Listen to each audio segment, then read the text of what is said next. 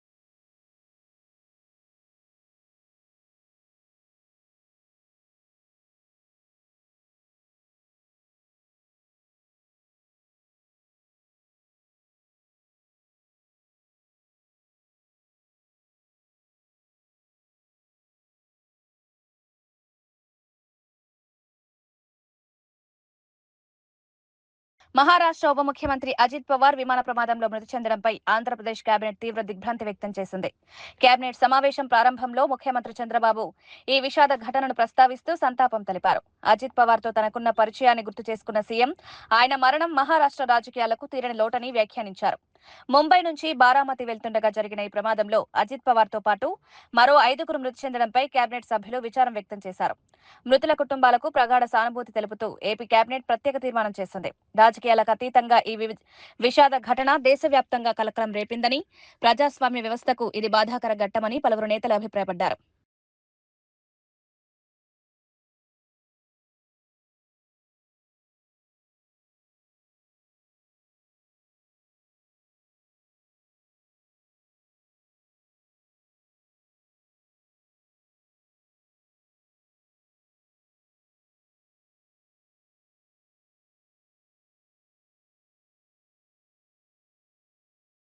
పాక్ ఉగ్రస్థావరాలపై గతేడాది చేపట్టిన ఆపరేషన్ సింధూర్ భారతదేశ శౌర్యానికి నిదర్శనమని రాష్ట్రపతి ద్రౌపది ముర్ము పేర్కొన్నారు. బడ్జెట్ సమావేశాల సందర్భంగా పార్లమెంట్నుద్దేశించి ఆమె ప్రసంగిస్తూ ఉగ్రవాదానికి గట్టి సమాధానం ఇవ్వగల సామర్థ్యం భారత్కుందని ఈ ఆపరేషన్ స్పష్టంగా చూపిందన్నారు. 2025 నాటికి దేశ రక్షణ ఉత్పత్తి 1.5 లక్షల కోట్లను దాటిందని, ఆయుధ ఎగుమతులు 23,000 కోట్లకు పైగా నమోదయ్యాయని వివరించారు. మేక్ ఇన్ ఇండియా కార్యక్రమం ద్వారా భారత రక్షణ రంగం ప్రపంచ స్థాయిలో విశ్వసనీయత సాధించిందని అన్నారు.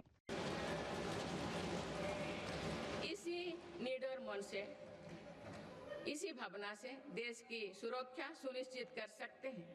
भारत ने सिद्ध किया है कि शक्ति का प्रयोग उत्तरदायित्व और विवेक के साथ किया जा सकता है।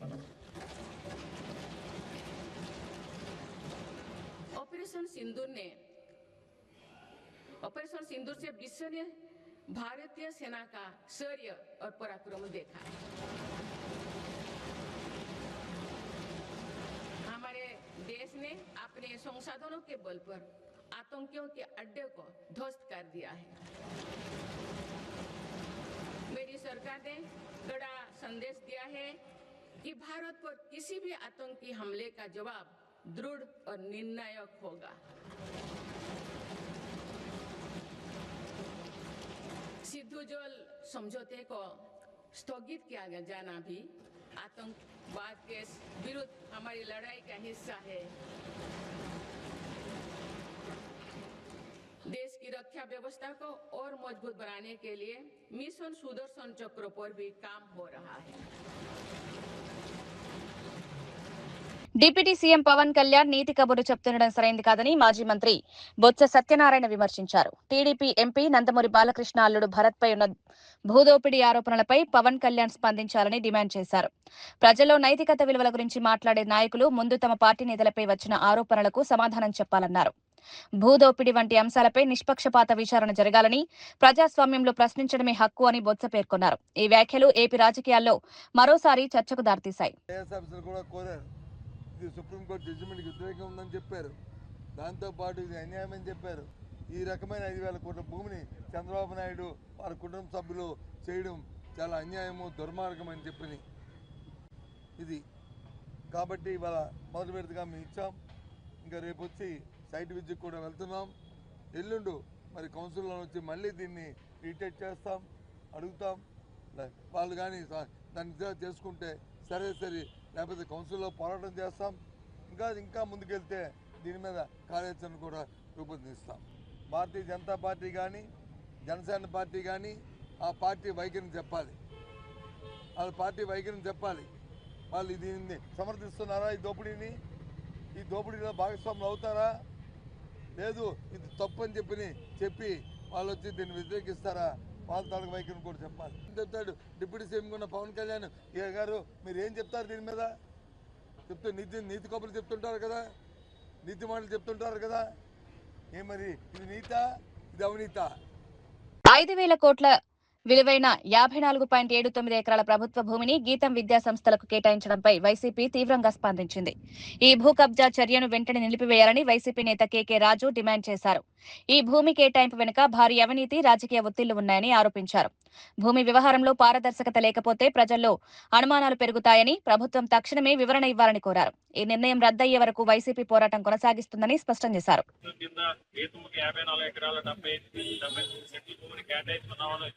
జీవీఎంసీ అధికారులు పెట్టారు. ఎజెండా అంశం నుంచి దాన్ని తొలగించాలని ఈరోజు కార్పొరేటర్స్ అందరూ కూడా ప్రజల బొత్స సత్యనారాయణ గారు, శాసన మండలి సభ్యులు మొదలు రవిబాబు గారు, వీళ్ళందరి ఆధ్వర్యంలోనూ కూడా ఈరోజు కమిషనర్ గారికి, మేయర్ గారికి, అదేవిధంగా రాష్ట్ర ప్రిన్సిపల్ సంబంధిత శాఖ ప్రిన్సిపల్ సెక్రటరీ గారికి కూడా ఈ రోజు ఒక లేఖ రాయటం జరిగింది. ఆ లేఖని స్వయంగా మా కార్పొరేటర్స్, కమిషనర్ గారికి, మేయర్ గారికి కూడా ఇవ్వడం జరిగింది.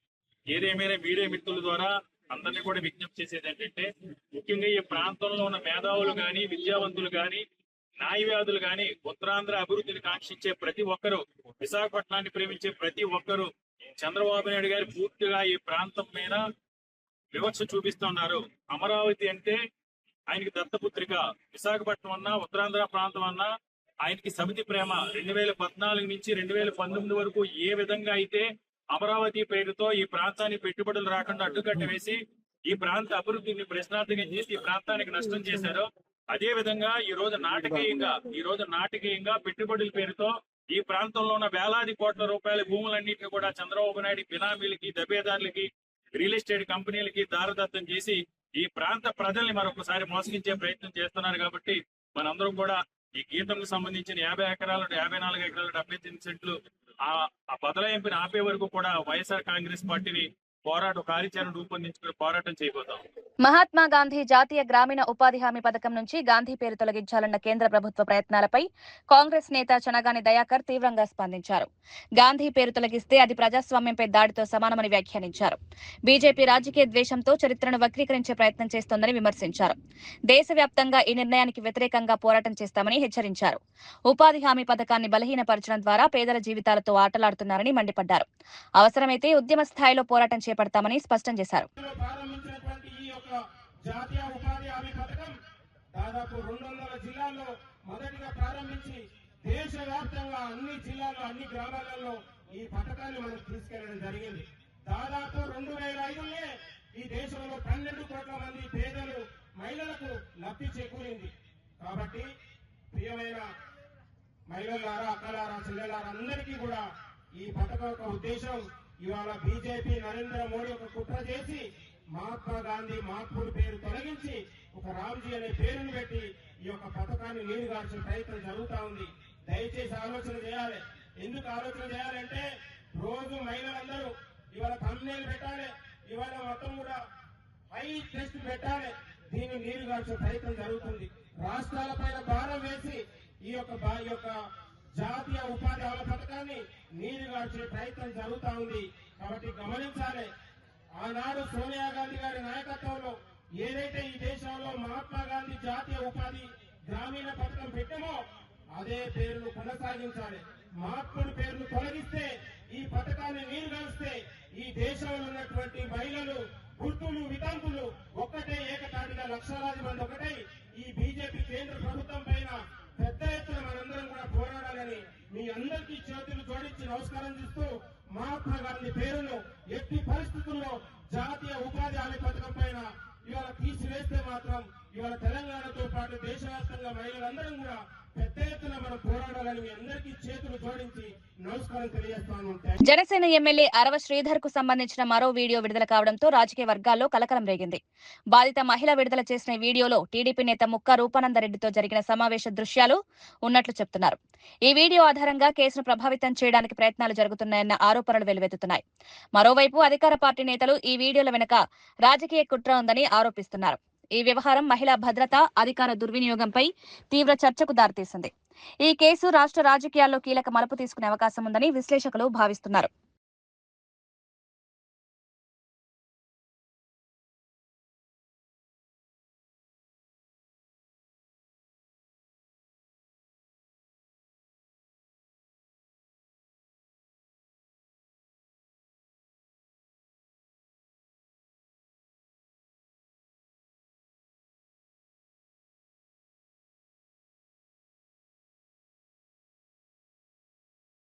వెంకటగిరి మున్సిపాలిటీలో అక్రమ నిర్మాణాల అంశం రాజకీయ వేడిని రాజేస్తోంది.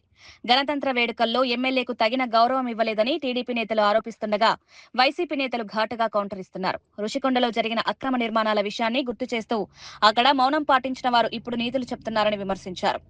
ప్రజల ఆస్తులు, ప్రభుత్వ భూముల పరిరక్షణ అంశం ఇప్పుడు రాజకీయంగా ఆయుధంగా మారిందని విమర్శకులు చెప్తున్నారు. మున్సిపల్ ఎన్నికల వేళ ఈ వివాదం ఓటర్లపై ప్రభావం చూపే అవకాశం ఉందని అంచనా వేస్తున్నారు. అధికారులు చట్ట ప్రకారం వ్యవహరించాలని ప్రజలు కోరుతున్నారు. ఒక ప్రభుత్వం గురించి ఇంకొక ప్రభుత్వం గురించి అది కాదు. మన వెంకటగిరి నియోజకవర్గం ప్రతినిధికి గౌరవం ఇచ్చేది నేర్చుకోండి.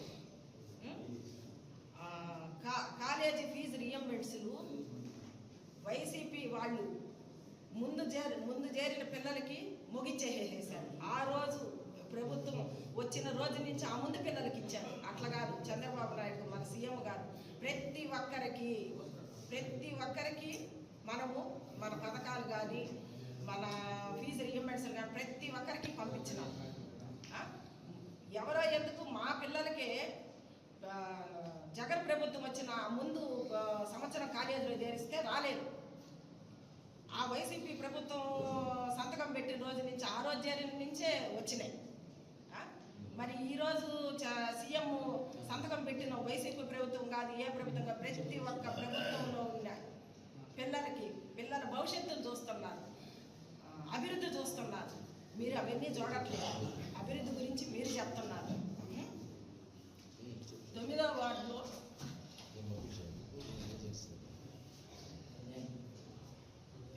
బాలయ్య గారు చెప్తున్నారు.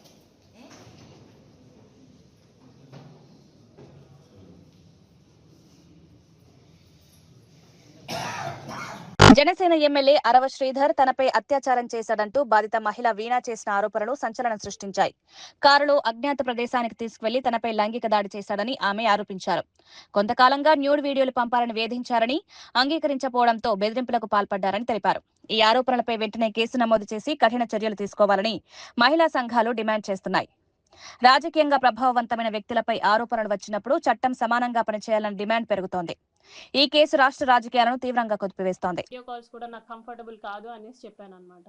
న్యూడ్స్ పంపించమని ఒక 3-4 డేస్ అడిగారు బాగా. నేను పంపను అనేసరికి కొంచెం బెదిరించడం లాంటివి చేశారనమాట. ఓకే న్యూడ్స్ పంపొద్దు, నేను నీతో మాట్లాడాలి, నన్ను పర్సన్గా మీట్ అవ్వు, ఇన్ పర్సన్లో మీట్ అవ్వు అని చెప్పేసి అన్నారు. ఆ తర్వాత కొంచెం ఆయన అధికారం చూపించడం లైక్ నేను రైల్వే కోడూరు ఎమ్మెల్యేని, నా కోడూరు ఇది ప్రస్తుతానికి, నువ్వు ఇక్కడే జాబ్ చేస్తున్నావు, నీ ట్రాన్స్ఫర్ కూడా నా చేతిలోనే ఉంటుంది, నీ ప్రమోషన్స్ కూడా నా చేతిలోనే ఉంటుంది అని ఈ టైప్ ఆఫ్ మాటలు మాట్లాడడం స్టార్ట్ చేశారనమాట. నాకు అర్థమైంది, సార్ మీరు ఎంత చెప్పినా సరే నేనైతే కలవడం జరగదు అనేసి నేను చెప్పాను. ఫోన్ కాల్స్లో మెసేజెస్లో చెప్పడం అర్థం కావట్లేదేమో అని చెప్పేసి నేను కలుస్తాను, జూలై 9th కలిసాను. For the first time July 9th కలిసాను. ఆయన షెడ్యూల్ అంతా అయిపోయిన తర్వాత నైట్ 8 o'clock అలాగా వచ్చి నన్ను పిక్ చేసుకున్నారు. మా ఇంటి దగ్గర పిక్ చేసుకుని తీసుకెళ్లారు. రాజంపేట టు బాక్రాపేట మధ్యలో ఒక డార్క్ విలేజో మరి ప్లేసో నాకు ఐడియా లేదు, అక్కడ ఆపారనమాట. ఆపిన తర్వాత నేను ఎందుకు ఆపారండి అంటే, ఎందుకు నువ్వు నాతో సరిగా ఉండట్లేదు, ఎందుకు నేను అడిగినవన్నీ చేయట్లేదు అని చెప్పేసి కాన్వర్సేషన్ స్టార్ట్ చేశారు. సో ఆయన సెక్షువల్ సాటిస్ఫాక్షన్ కావాలి నాకు నీతో అనేసి అన్నారనమాట. లేదు సార్ నేను అవన్నీ చెయ్యను అనేసి చెప్పేసరికి ఆయన నా బాడీ పార్ట్స్ టచ్ చేయడానికి ట్రై చేస్తూ నన్ను ఫోర్స్ చేయడానికి ట్రై చేశారు. కార్ డోర్ ఓపెన్ చేసేలాగా నా జుట్టు పట్టుకొని ఇలా లాగారు. నా ఫ్రంట్ సీట్, నేను ఫ్రంట్ సీట్లో కూర్చున్నాను. రెక్లైనర్గా బెండ్ చేసేసి నా మీదకి వచ్చేసి నేను అరవబోయాను, ప్లస్ చేతులు ఇలా పట్టేసుకున్నారు. 2 చేతులు ఆయన ఒక చేతితో ఇలా పట్టుకున్నారు, కొట్టారు. ఫోర్స్ఫుల్లీ నా ప్యాంట్ అది తీసేసి he force himself on to me for the first time. అయిపోయిన తర్వాత నేను భయపడిపోయి నేను వెనక్కి వెళ్ళిపోయినా. రాష్ట్రంలో మున్సిపల్ ఎన్నికల నామినేషన్ల స్వీకరణ ప్రారంభమవడంతో ఎన్నికల సందడి మొదలైంది. అభ్యర్థులు పెద్ద సంఖ్యలో నామినేషన్ కేంద్రాలకు చేరుకుంటున్నారు. ఈ నెల 30 వరకు నామినేషన్లు స్వీకరించనుండగా ఫిబ్రవరి 3 వరకు ఉపసంహరణ గడువు ఉంది. మొత్తం 7 కార్పొరేషన్లు, 116 మున్సిపాలిటీలకు ఫిబ్రవరి 11న పోలింగ్ జరగనుంది. 13న ఫలితాలు ప్రకటించనున్నారు. స్థానిక సమస్యలు, అభివృద్ధి హామీలు ప్రచారంలో కీలకంగా మారనున్నాయి.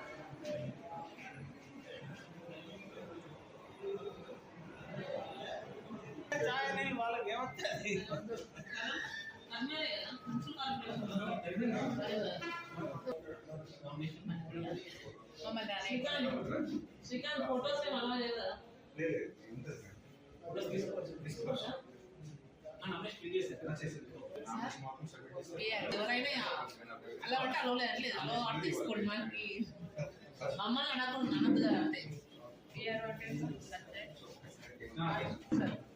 పిఆర్ఓ మున్సిపల్లోనా టీహెచ్ అంటే మేము కూడా తీసుకుంటారు, ఇబ్బంది ఏం లేదు.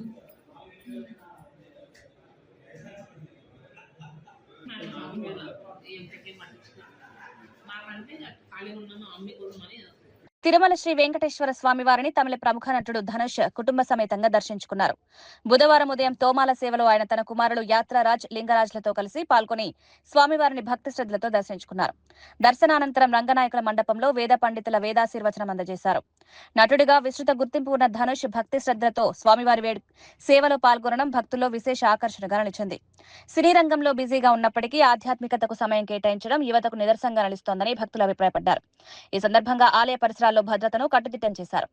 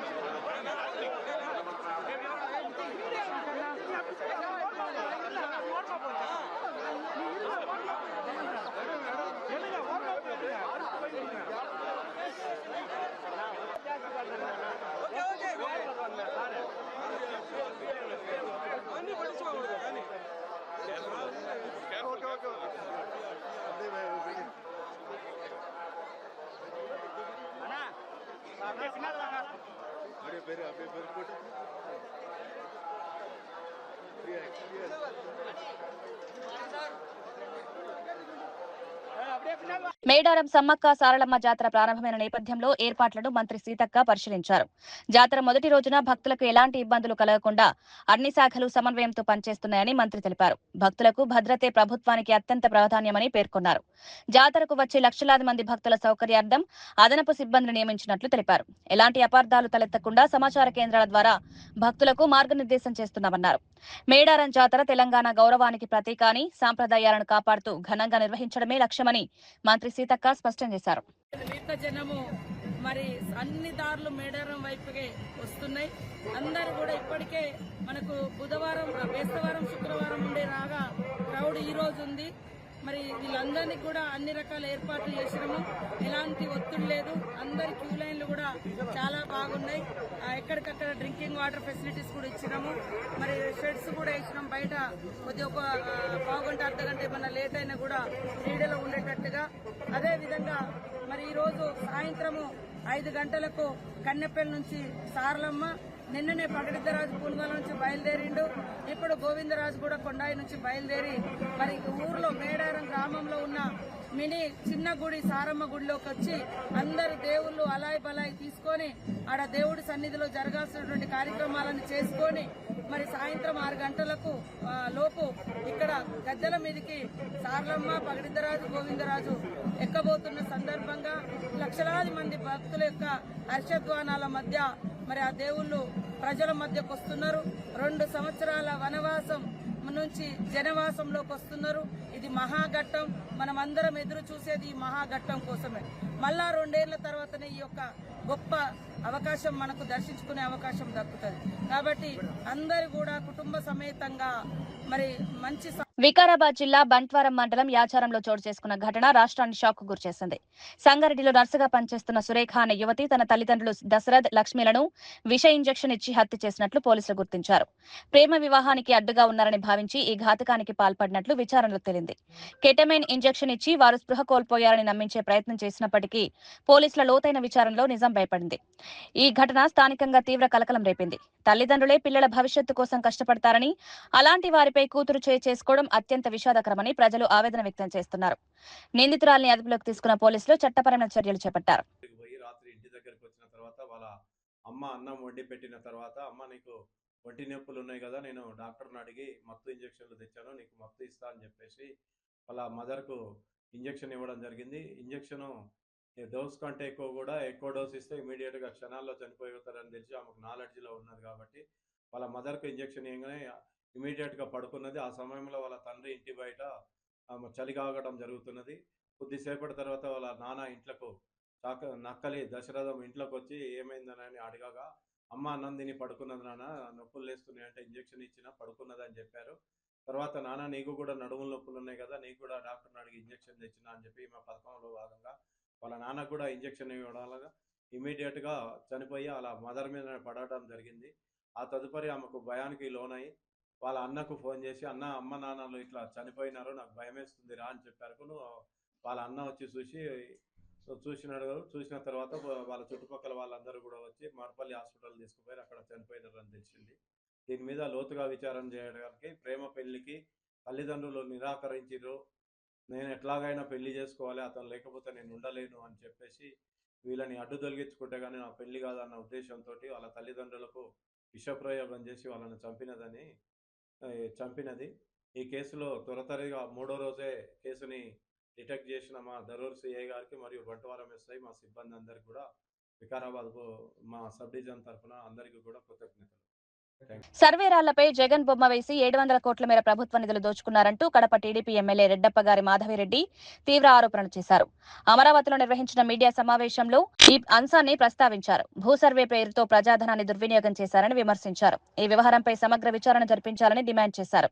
గత ప్రభుత్వ హయాంలో జరిగిన అక్రమాలన్నీ బయటకొస్తున్నాయని, ప్రజలు నిజాలను గమనిస్తున్నారని వ్యాఖ్యానించారు. వైసీపీ నేతల నుంచి దీనిపై స్పందన రావాల్సి ఉందని రాజకీయ విశ్లేషకులు చెబుతున్నారు. మంచి ఉద్దేశంతో ఈ యొక్క భూ రీసర్వే ప్రక్రియను మొదలుపెట్టింది. ఈరోజు చూస్తే ఆ రోజే తెలుగుదేశం పార్టీ అధికారంలో ఉన్నప్పుడే జగ్గయ్యపేటలోని తక్కెళ్లపాడులో భూ రీసర్వే పేరు మీద ఒక పైలట్ ప్రోగ్రాం మొదలుపెట్టి ఆ రోజు కంటిన్యూస్ ఆపరేటింగ్ రెఫరెన్స్ స్టేషన్స్ ద్వారా భూములు రీసర్వే చేసే విధంగా జీవో నెంబర్ 1348ను 2018 సెప్టెంబర్ 25వ తేదీనే తెలుగుదేశం పార్టీ జారీ చేసింది. 2019లో ఒక దురదృష్టవశాత్తు పార్టీ ఓడిపోవడము, వైకాపా పార్టీ అధికారంలోకి రావడము, ఈ భూ సర్వేని ఒక దోపిడీ చేయడానికి, ప్రజల భూములని ఆక్రమించుకోవడానికి వాడుకొని వాళ్ళు ఒక అవకాశంగా తీసుకొని వాళ్ళు కన్నుబడ్డ ప్రతి ఒక్క భూమిని వాళ్ళు లాక్కునే ప్రయత్నం చేశారు. ఈరోజు ఈ భూ సర్వేల వివాదాలు సృష్టించి, ఈ భూ సర్వేతో రీసర్వే పేరుతో ప్రజల మధ్యన వివాదాలు సృష్టించి న్యాయపరంగా సాయం దక్కకోకుండా వైసీపీ నాయకులు 2 రకాల పద్ధతులను ఈరోజు చేశారు. మీరు చూస్తే రీసర్వే పేరుతో దాదాపు రాష్ట్రంలోని చాలా భూముల్ని 22A జాబితాలో చేర్చడము, ఆ తర్వాత ఆ భూ వివాదాలు పరిష్కారం కాకుండా ప్రజలు అల్లకొల్లోలం పడితే మీకు క్లియర్ టైటిల్స్ ఇస్తామని చెప్పేసేసి భూ వివాదాలు పరిష్కరిస్తామని చెప్పి ఈ యొక్క ల్యాండ్ టైటిల్ యాక్ట్ని 2023 అక్టోబర్ 31న ప్రకటించడం జరిగింది. ఈ ల్యాండ్ టైటిల్ యాక్ట్లో ఆంధ్రప్రదేశ్లోని ప్రతి ఒక్క వ్యక్తికి తెలుసు ఈ ల్యాండ్ టైటిల్ యాక్ట్ ఏ విధంగా వాళ్ళ యొక్క స్వేచ్ఛను హరిస్తూ వాళ్ళ ఆస్తులను ఆక్రమించుకోవడానికి ఈ యొక్క ల్యాండ్ టైటిల్ యాక్ట్ తీసుకొచ్చినారనేది. దీని ప్రకారము ఏవైనా భూమి యొక్క సమస్యలు తలెత్తితే భూ అప్పిలేటుకు పోవాల్సి ఉంటుంది అని ఈ ల్యాండ్ టైటిల్ యాక్ట్లో చేర్చి ఈ ట్రిబ్యునల్ పరిష్కారాలన్నీ ఈ ట్రిబ్యునల్ అప్పిలేట్లోకి పోయే విధంగా తయారు చేశారు. చిత్తూరు జిల్లా పుత్తూరు తిరుపతి జాతీయ రహదారిపై మాజీ మంత్రి రోజా భువన కరుణాకర్ రెడ్డి భారీ నిరసన చేపట్టారు. మహిళలపై లైంగిక దాడి ఆరోపణలు ఎదుర్కొంటున్న రైల్వే కోడూరు జనసేన ఎమ్మెల్యే అరవ శ్రీధర్ ను వెంటనే అరెస్ట్ చేయాలని డిమాండ్ చేశారు. ప్లకార్డులతో రోడ్డుపై బైఠాయించి నినాదాలు చేయడంతో ట్రాఫిక్ పూర్తిగా నిలిచిపోయింది. మహిళల భద్రతపై ప్రభుత్వం నిర్లక్ష్యం చూపుతోందని రోజా ఆరోపించారు. బాధితులకు న్యాయం జరిగే వరకు పోరాటం కొనసాగుతుందని స్పష్టం చేశారు. పోలీసులు రంగంలోకి దిగి పరిస్థితిని అదుపులోకి తెచ్చే ప్రయత్నం చేశారు. ఈ ఘటన రాష్ట్ర రాజకీయాల్లో మరోసారి మహిళల భద్రతా అంశాన్ని కేంద్ర బిందువుగా మార్చింది.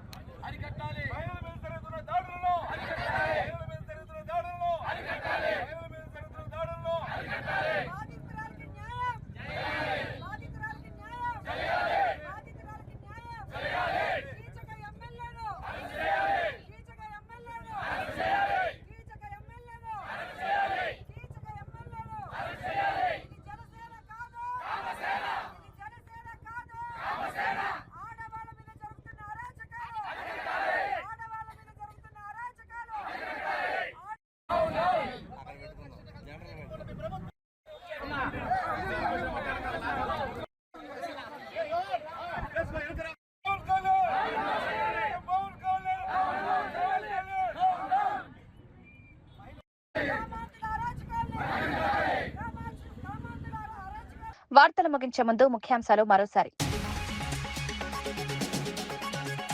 అజిత్ పవార్ మృతికి ఏపీ కేబినెట్ సంతాపం. భేటీ ప్రారంభంలో పవార్ మరణాన్ని ప్రస్తావించిన సీఎం చంద్రబాబు. సంతాపం తెలిపిన మంత్రిమండలి కేబినెట్ లో సంతాప తీర్మానం.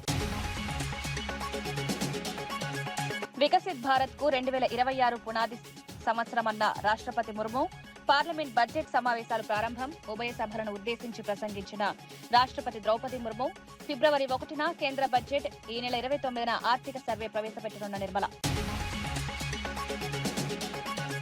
జనసేన ఎమ్మెల్యే అరవ శ్రీధర్ పై మహిళ లైంగిక ఆరోపణలు రేపు చేసి 5 సార్లు అబార్షన్ చేయించాడని ఫిర్యాదు.